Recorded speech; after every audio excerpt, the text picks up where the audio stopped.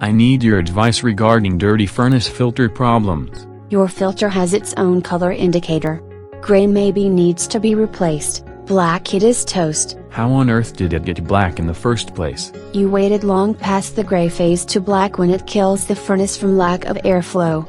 The unit starts up, turns on blowers and promptly shuts off for lack of air. I'd love to think that replacing the air filter is the simplest and cheapest solution to a cycling furnace. You'll know it is airflow versus something else when blowers try to run and stop, versus trying to ignite and not being able to, assuming you have a gas furnace. Could ash in a furnace make the air filter black? If the furnace is generating enough ash and has bad enough airflow to ruin the air filter, the air filter is the least of your problems. Bad humidity causing a dirty air filter to turn black from mold, though you can try to resolve it by replacing it. If there is mold in the air filter, you'll have a black filter but okay airflow plus a mold or mildew smell through the house after the furnace is turned on. That smell could also come from a leak in the ducts. If you have mold in the air filter, it could be because the utility cabinet needs better airflow to dry out. Or I need a dehumidifier in there. Some furnaces have condensate problems,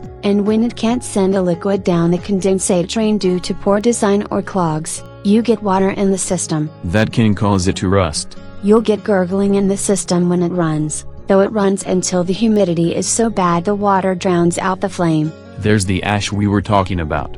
You could fix it by clearing out the drain and letting the unit run on air to dry it out before trying to run the unit again, and replace the air filter so the mold stops circulating through the house. I don't think what I'm dealing with is mold. If you have a really dirty air filter and the unit runs but with limited airflow, your heat exchanger can overheat, then that shuts off and the house won't warm up because of safety protocols. That means I'd have to replace the air filter and hit the reset button on the furnace. The same is true if the limit switch safeguard fails. The unit gives you limit switch errors, and you have to do a reset. All this solved by a simple air filter replacement. Delay replacing the air filters until they kill the system, and you are also wearing out the blower fans' motors because they have to work harder and longer to circulate the air.